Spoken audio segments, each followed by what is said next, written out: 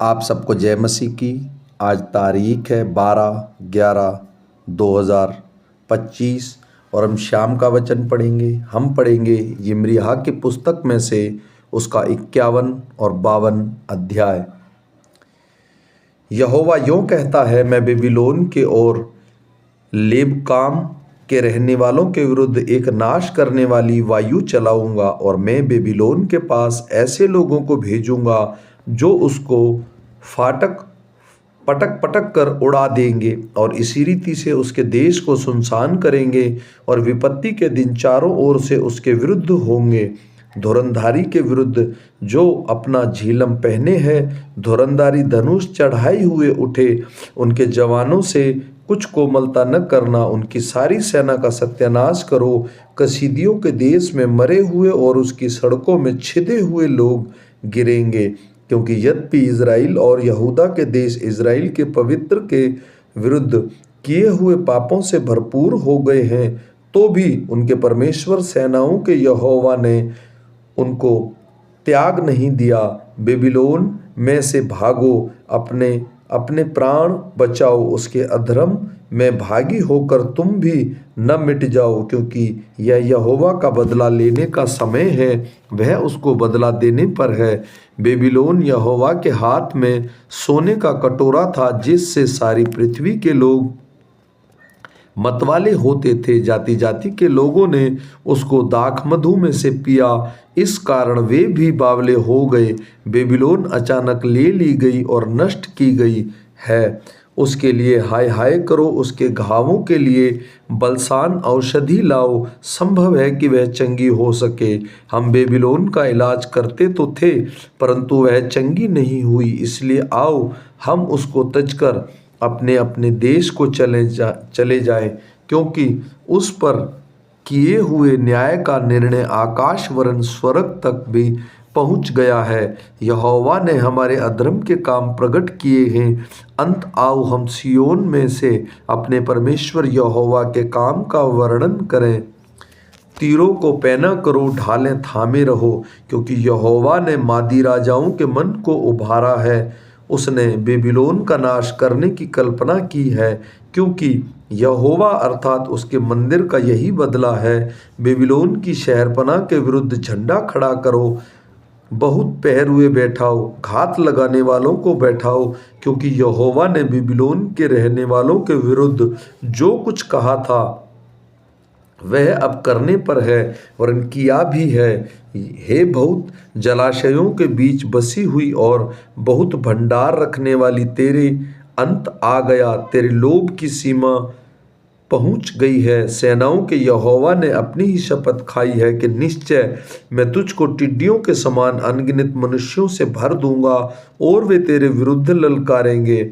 उसी ने पृथ्वी को अपने सामर्थ्य से बनाया और जगत को अपनी बुद्धि से स्थिर किया और आकाश को अपने प्रावीण्यता से तान दिया। जब वह बोलता है तब आकाश में जल का शब्द सुनाई होता है। वह पृथ्वी के छोर तक कोहरा उठाता है। वह वर्ष के लिए बिजली बनाता और अपने भंडार में से पवन निकाल ले आता है।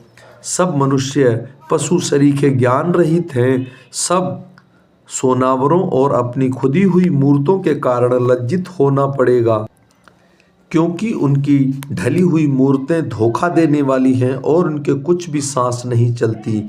वे तो व्यर्थ और ठट्ठे ही के योग्य हैं। जब उनके नष्ट किए जाने का समय आएगा तब वे नष्ट ही होंगी, परंतु जो याकूब का निज भाग है वह उनके समान नहीं। वह तो सबका बनाने वाला है और इज़राइल उसका निज भाग है। उसका नाम सेनाओं का यहोवा है। तू मेरा फरसा और युद्ध के लिए हथियार ठहराया गया है। तेरे द्वारा मैं जाति जाति को तितर बितर करूँगा और तेरे ही द्वारा राज्य राज्य को नष्ट करूँगा। तेरे ही द्वारा मैं सवार समेत घोड़ों को टुकड़े टुकड़े करूँगा। तेरे ही द्वारा रथी समेत रथ को उसके टुकड़े टुकड़े करूँगा। तेरे ही द्वारा मैं स्त्री पुरुष दोनों को टुकड़े टुकड़े करूँगा। तेरे ही द्वारा मैं बूढ़े और लड़के दोनों को टुकड़े टुकड़े करूँगा और जवान पुरुष और जवान स्त्री दोनों को मैं तेरे ही द्वारा टुकड़े टुकड़े करूँगा। तेरे ही द्वारा मैं भेड़ बकरियों समेत चरवाहे को टुकड़े टुकड़े करूँगा। तेरे ही द्वारा मैं किसान और उसके जोड़े बैलों को भी टुकड़े टुकड़े करूँगा, अधिपतियों और हाकिमों को भी मैं तेरे ही द्वारा टुकड़े टुकड़े करूँगा। मैं बेबीलोन को और सारे कसीदियों को भी उन सब बुराइयों का बदला दूंगा जो उन्होंने तुम लोगों के सामने सियोन में की है। यहोवा की यही वाणी है। हे नाश करने वाले पहाड़, जिसके द्वारा सारी पृथ्वी नाश हुई है, यहोवा की यह वाणी है, मैं तेरे विरुद्ध हूँ और हाथ बढ़ाकर तुझे ढांगों पर से लुढ़का दूंगा और जला हुआ पहाड़ बनाऊंगा। लोग तुझसे न तो घर के कोने के लिए पत्थर लेंगे और न नींव के लिए, क्योंकि तू सदा उजाड़ रहेगा। यहोवा की यही वाणी है। देश में झंडा खड़ा करो, जाति जाति में नरसिंगा फूंको, उसके विरुद्ध जाति जाति को तैयार करो।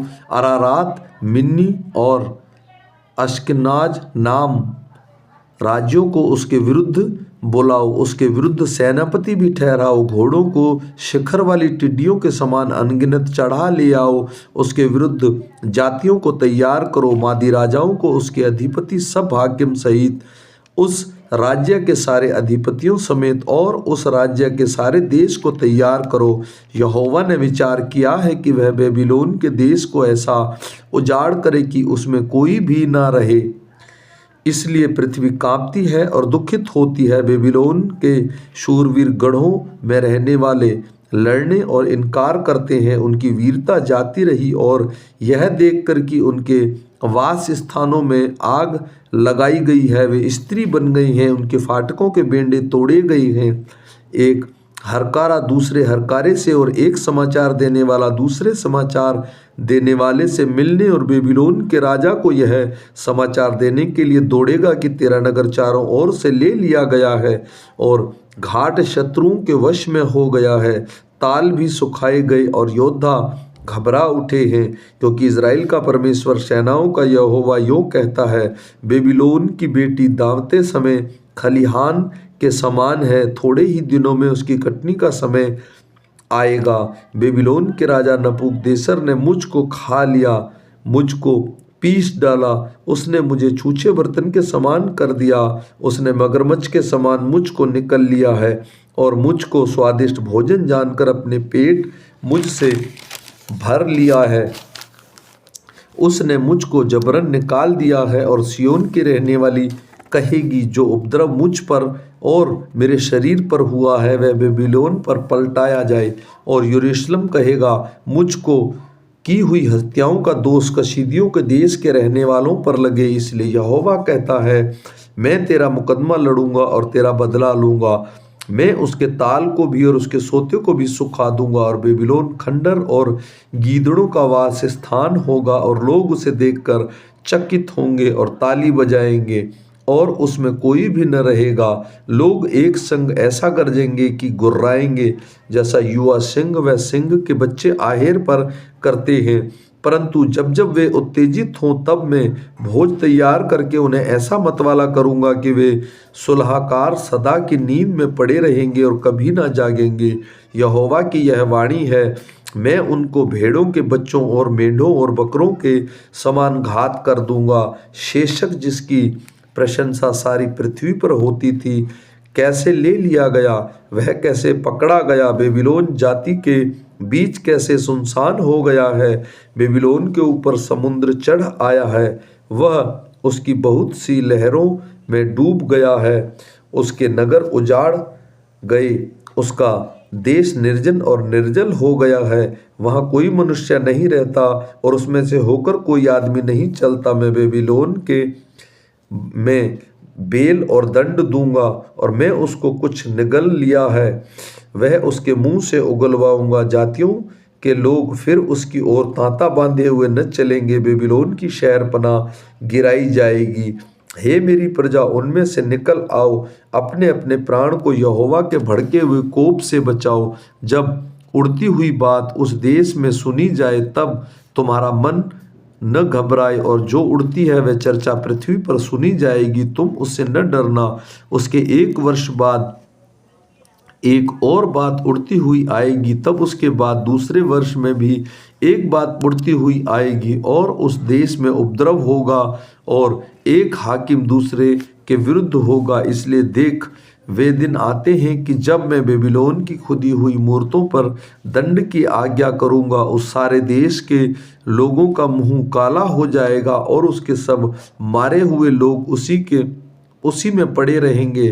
तब स्वर्ग और पृथ्वी के सारे निवास बेबीलोन पर जय जयकार करेंगे, क्योंकि उत्तर दिशा से नाश करने वाले उस पर चढ़ाई करेंगे। यहोवा की यही वाणी है, जैसे बेबीलोन ने इज़राइल के लोगों को मारा, वैसे ही सारे देश के लोग उसमें मार डाले जाएंगे। हे तलवार से बची हुई हो भागो, खड़े मत रहो, यहोवा को दूर से स्मरण करो और यरूशलेम की भी सुधि लो। हम व्याकुल हैं, क्योंकि हमने अपनी नामधराई सुनी है।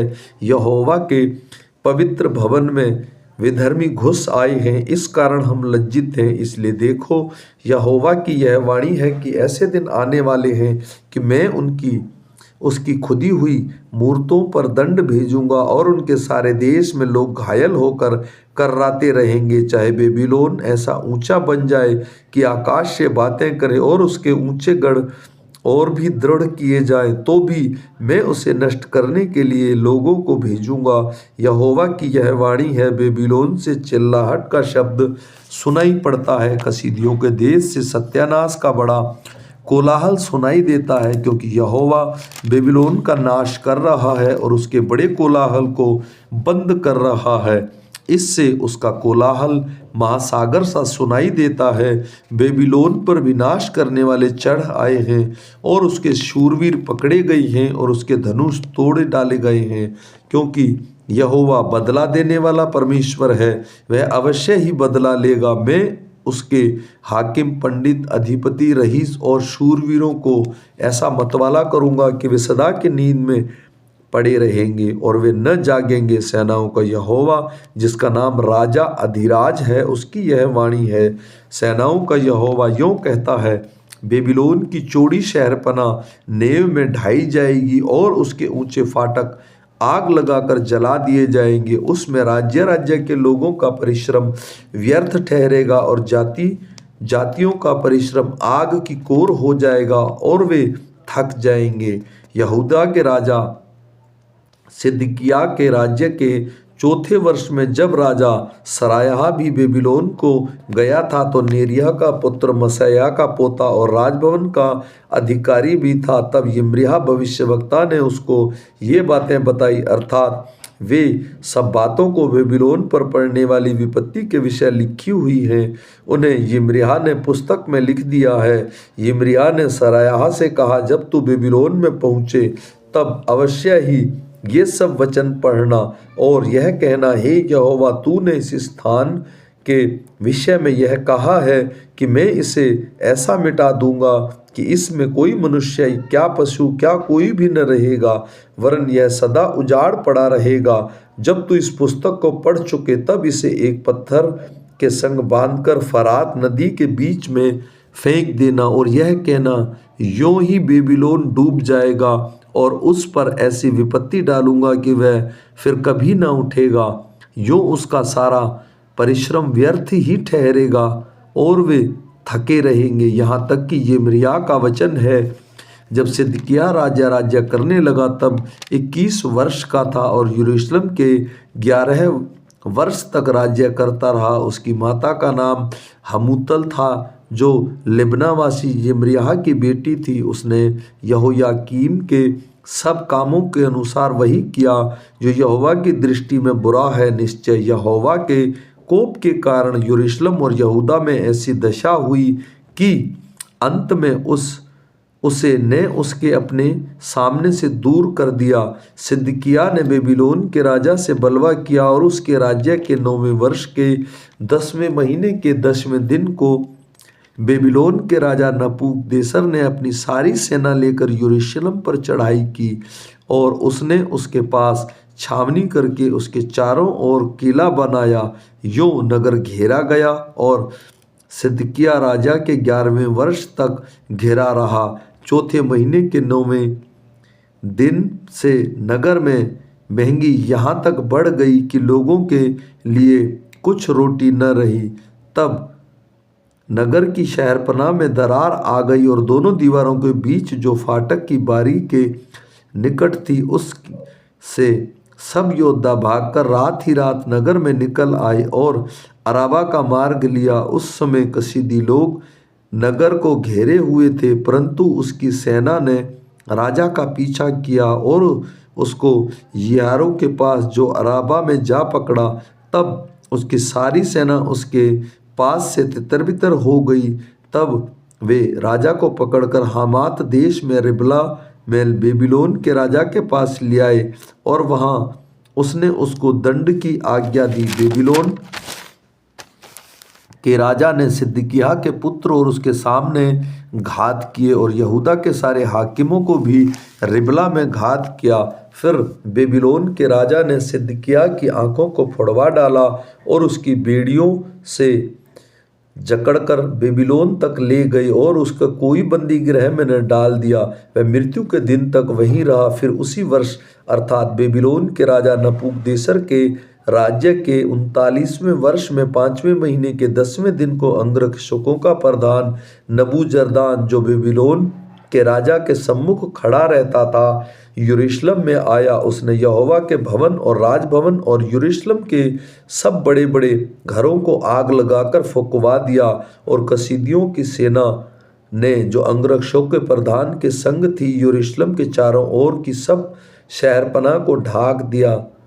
अंगरक्षकों के प्रधान नबूजरदान कंगाल लोगों में से कितनों को, जो लोग नगर में रहते थे और जो लोग बेबीलोन के राजा के पास भाग गए थे और जो कारीगर रह गए थे, उन सबको बंधवा करके ले गया।